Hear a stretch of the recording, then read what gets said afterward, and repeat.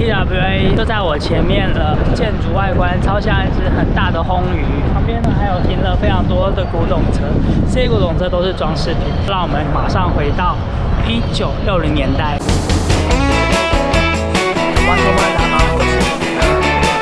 其实我自己搭过，其他吃不太出来有温泉。待会我们就要去爬271阶梯，现在通往的位置呢是在。好，我是头马，现在收看的是头马南马护手。今天我们要入住非常期待的 TWA Hotel。想知道头马在 TWA Hotel 体验哪些东西吗？在影片开始之前，别忘了先订阅我的频道。我们要先前往第5航厦 ，Let's go。check in 的柜台是我们平常在机场 check in 的方式，后面还有行李输送带，超好玩的。我在正中间，房间有左边跟右边，我们就是要走这个方向。我走在红地毯的走廊上面，都是放着复古老歌，这是一个大斜坡，推着行李实在有点累。这个场景是不是非常的熟悉？这条走廊呢是里奥纳多着眼《神鬼交锋》，他们就在这边拍的。那部电影把整个机场呢做得非常的科技感。当时《神鬼交锋》在拍摄的时候 ，hotel 呢是还没有建造完成，整个馆呢是封起来的。我们这次入住的楼层是最高楼7楼，一出电梯会看到复古的玻璃屏风，然后会经过一个长长的走廊。这条走廊不是直的，是蜿蜒的，慢慢走，慢慢走，走到尽头就是我们的房间了。这房卡正面呢是 TWA 的文字，反面是航厦的外观形状。房卡做的蛮好看。准备好要进房间了吗 ？TWA Hotel 的 Room Tour 开始吧。超帅的。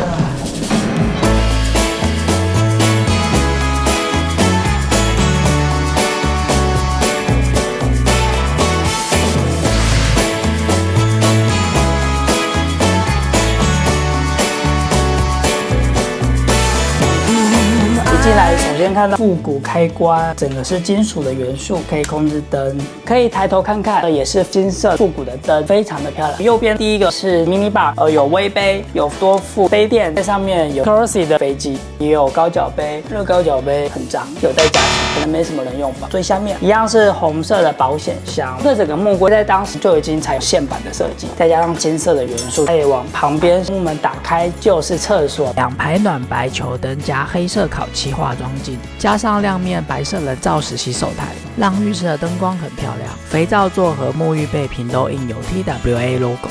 白色方格瓷砖结合碎石花砖地板，最可惜的是并没有免治马桶。这次锁定的是2张 king size 的床，这有一个红色的台灯，这是可以插 USB 充电的。床头板是皮质的，这上面就有3幅都是 TWA 形象图。这个座椅非常的有名，世界上第1张无扶手的椅凳，整张呢是用编织布纹所做的。TWA 坚持要把这张非常有设计感的椅子放在房间里面，很舒服。这个电话是真的可以打的。小时候大家有没有打过这种电话？好像透露出自己的年纪。我记得小时候外婆家就有一台，还有削好的 TWA Hotel 的铅笔，我不知道有没有带回去啦，非常经典。这边也有一些 memo 纸，然后也是有一个复古台灯。这里的客厅55寸的 Samsung 电视，有一张地毯，大理石的桌面加上黑色金属金色的脚，可以坐2到3个人的蓝色大沙发，打气氛用的造型的立灯。可是我不知道为什么沙发不在正中间，这样斜斜的怎么看？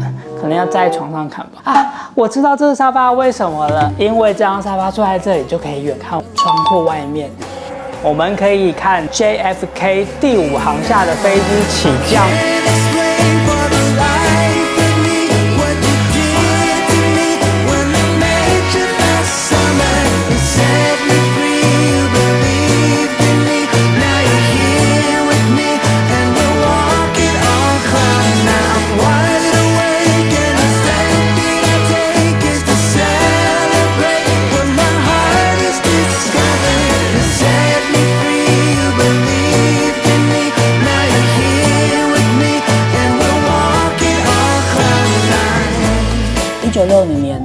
美国航空业正在快速的起飞，尤其是环球航空，当时也是波音客机的主要客户之一，甚至得到美国太平洋航权，所以也有曾经计划飞往日本、夏威夷、台湾。JFK 机场里面的 TWA 第5航厦已经成立，是芬兰建筑师 Eero Saarinen 当时非常多未来的想法，所以改出这么漂亮的航厦。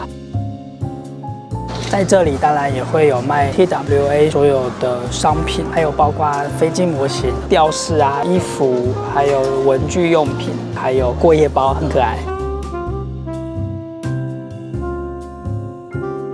这个拼图全部都是美国机场的代号，要1000片哎，我不太会拼。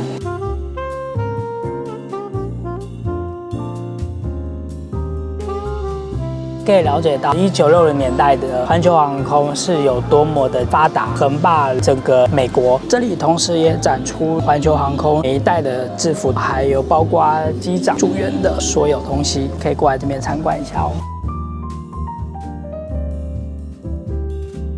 后来因为有财务危机，很可惜，2001年环球航空被正式合并收购之后，一直到2006年决定把这里当成是 JetBlue 的营业场所。到了2016年之后，把这个航厦的主体都保留了下来，才正式的将这个建筑物变成 TWA Hotel。这个计划让整个航空界的飞机迷来说都非常的兴奋。直到2019年春天正式的营业了。这里的房间你可以选择面对停车场，或者是面对机场。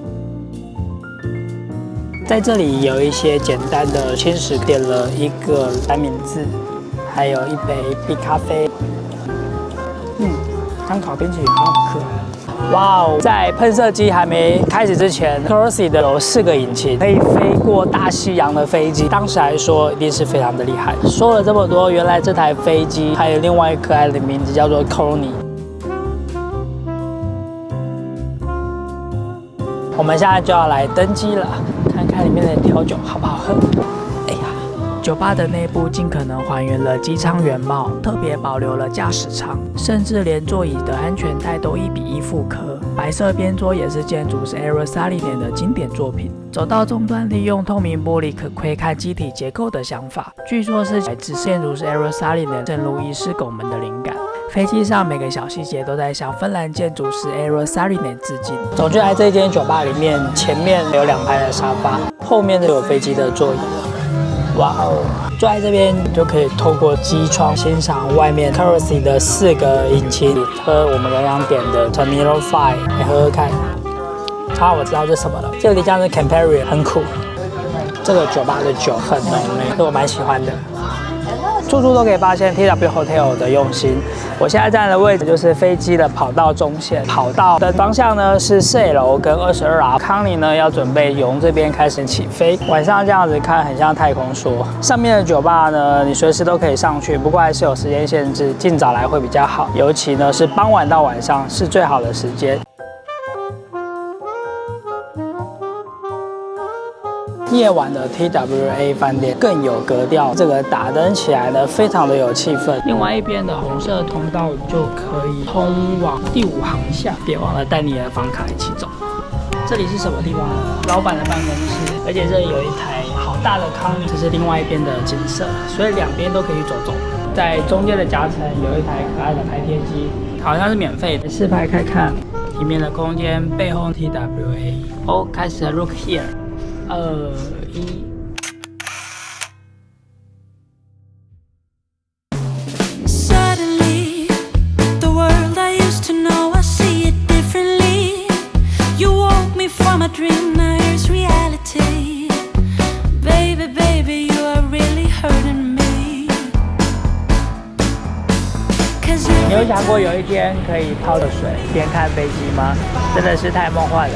不要看这水好像很冷，其实它是热的。只要到秋天之后，这个水池就会变成热的。上的时间从7点直到10点半，房客就可以在那边使用热水泳池，可以泡在这边边看飞机，超爽的。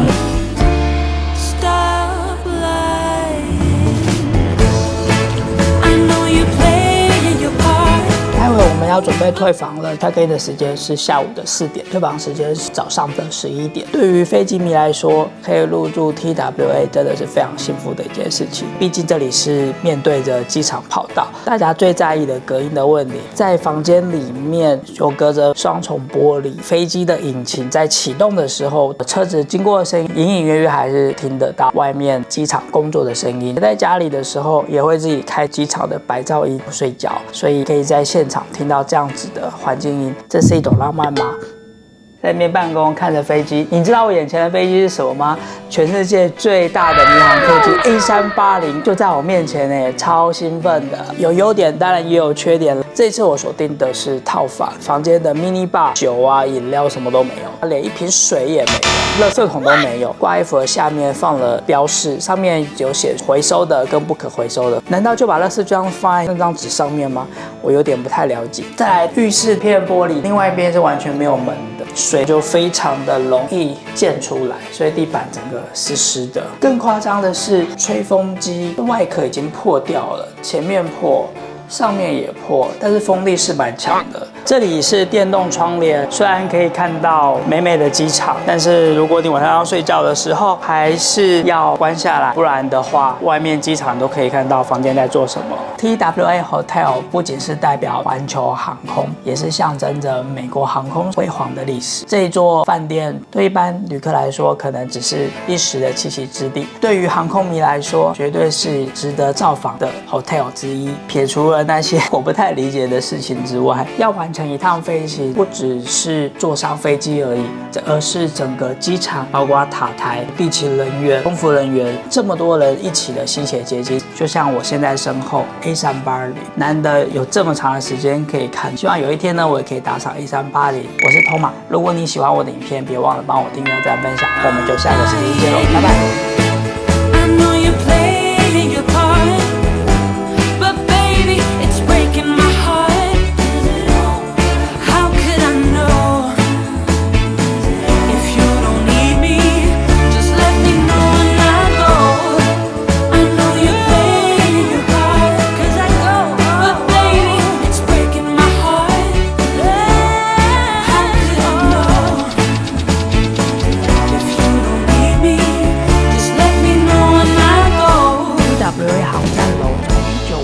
开始建设，到1962年完成。